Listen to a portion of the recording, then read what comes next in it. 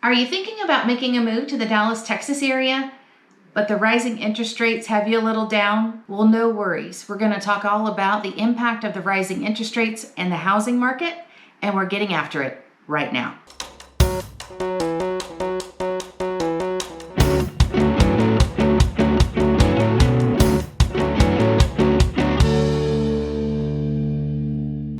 Welcome everyone. This is Missy with the Live in Dallas, Texas team. If this is your first time to the channel, welcome. We're so glad that you're here. If you would like to know what it's like to eat, live, sleep, and play Dallas, Texas, well, you're in the right spot. Honestly, we get calls, texts, and emails from people just like yourself daily, and we love it. We are here and happy to help you as well. So make sure while you're here that you hit the subscribe button and ring the bell so that you're notified every time there's a new video added to the channel. Our team is here for you days, nights, and weekends. We have your back when moving to Dallas, Texas. Let's jump in and talk about the real estate market and those rising interest rates. So if you're like myself, I'm sure you have seen the news with the interest rates that are rising, the days on the market for homes rising, and the prices decreasing. Well, if you also have noticed, the media does a really good job of being extremely negative and causing fear in its headlines and its snippets. Negative news increases rankings. So you can't really blame them, but what I want to do today is clear the air and give you a little bit of background behind those numbers. So one, interest rates increasing. Well, of course they have. The interest rates were at the lowest point just under 3% for a very long time, about a year and a half. They started to come down in 2020, and they started back on the rise around April, May of 2022. So that period of time I'm going to call the window. Also, during this time, we saw that days on the market were averaging 0 to 2 days. As soon as homes hit the market, they were gone. And then the prices. So the prices were increasing, and the sellers were seeing anywhere from 110 to 115% of list price. So they weren't going for full price, they were going for anywhere from 10 to 15% above that mark. So those things the media is telling is true, right? The interest rates are up, and the days on market is up, and the prices of the houses are down. Well, why is that? Well, the interest rates could not be sustained at the 3%. So now, and we're talking, this is at the time of this recording, the beginning of November of 2022, and I'm seeing right around that 7% mark. Okay, we're going to talk about that more in just a moment. Two, let's talk about those days on the market. Well, of course they're increasing, right? It's going to increase. It was at 2 average days on the market, when in a normal market, the average is 52. So they'll throw a scary percentage out there that, they have increased, days on market have increased 25%, 30%. Well, yes, but 30% of 2 days on the market is 6. So it's still, as long as we are around that 52% days on the market average or lower, we're still okay, folks. And then let's talk about the prices. So sellers are having to adjust to the new market. They're not going to be able to sustain a 10% or 15% above list price. But those numbers were exciting. They were putting dollars in their pocket before they even put their houses on the market. So they're having to adjust their expectations. So if they were above what their fair market value was listed for, yes, they're having to decrease their price. So all of those things are true, but I wanted to give you a little commentary behind the tactics that the media was using to scare the average consumer. So what I want to do is share a chart with you. The chart is going to be very important for us to dissect together because it's going to share with you the importance of interest rate, the way it has increased, and the cost of waiting until the interest rate may or may not come down in the near future.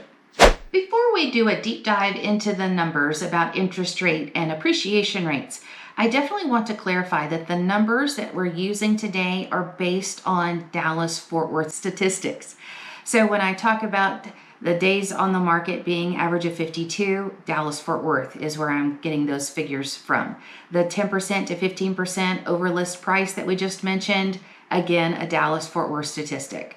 So here we go. We're going to jump right in if you'll take a look at the numbers with me. So the information, I'm calling it the interest rate increasing cost versus the rising appreciation gain. So I'm going to use the loan amount example of $500,000. So if you were going to calculate principal and interest, I want to first start with what it was at 3% and then what it is today at 7%, so we can calculate what that rise of interest rate is doing to the monthly payment. So your principal and interest at 3% would calculate to a monthly payment of $2,108. The principal and interest at today's rate at 7%, you're looking at a monthly payment of $3,327. So the increase in the monthly payment when the rates increase has risen by $1,219. I want to take that $1,219 and multiply it by 12 so you have your annual increase. So $14,628. So I'm not going to disagree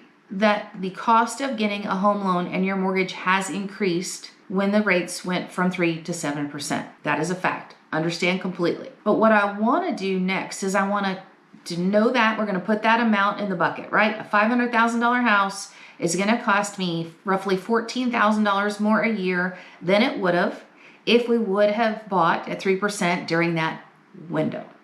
Well, the window has moved on. We have to adjust, but I'm going to tell you it's not the worst thing that could happen in the world. So let's look at appreciation. So I'm going to keep the current home price at that $500,000. Now I'm going to say, if your loan amount is $500,000, your home value is probably more because you put 5, 10, 15, 20% or more down on the home.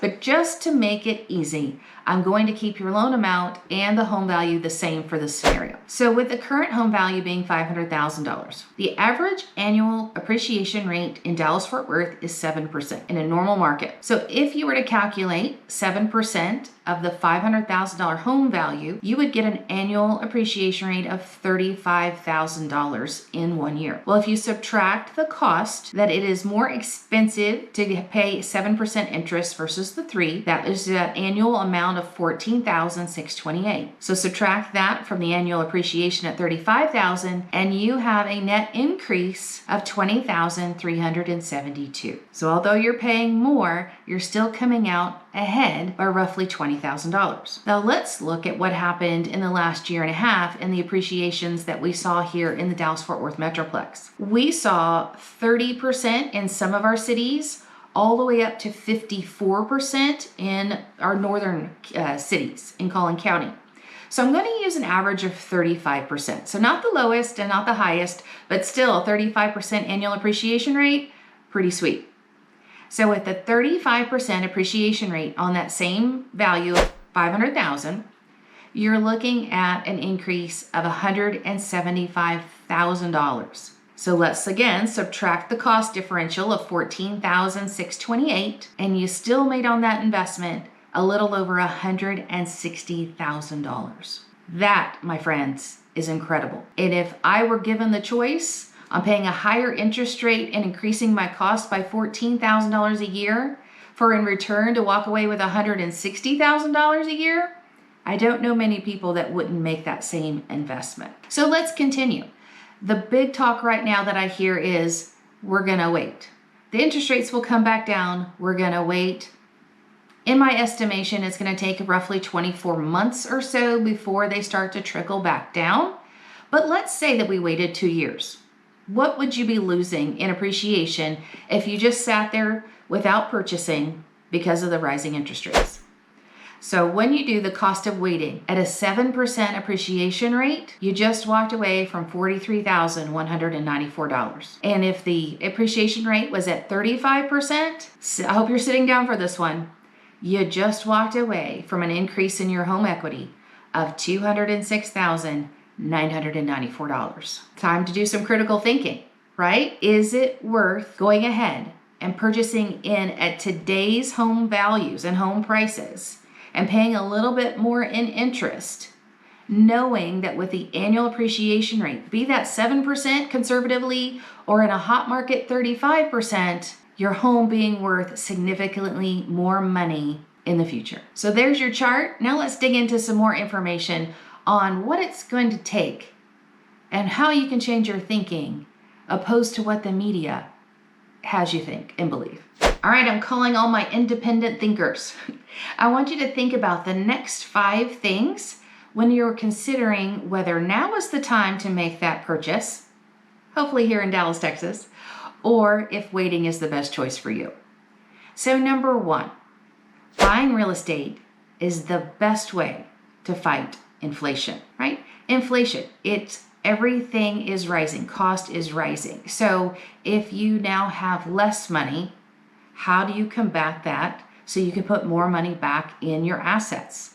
Well, we just showed a chart about how buying real estate is going to gain in value as the months go on, even though the interest rates and costs are on the rise. Let's look at number 2. Inflation won't last forever. Okay, so this is cyclical. You can go back in history and look every time we've had inflation, how long it's lasted. It's not been permanent. And this won't last forever either, although it feels like it when you're in the middle of it.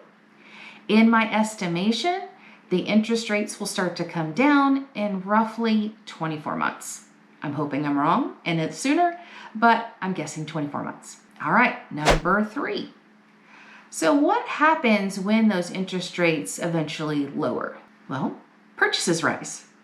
So when purchases rise, that means the demand increases. So number 4, what happens when interest rates go down and demand increases? Well, inventory levels go down, prices go up, which means appreciation goes up. So all of those things that happened in 2020 to April, May of 2022 are going to make its appearance once again. And where will you be positioned when that happens?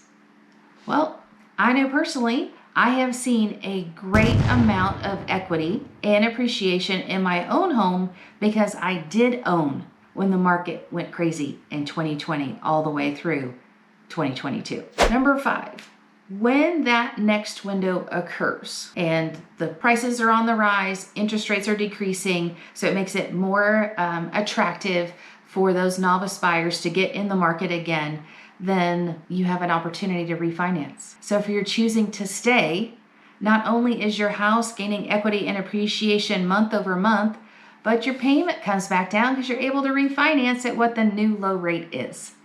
And in my world, that, my friends, is win-win. Are you starting to come to the conclusion, friends, that real estate can be complex?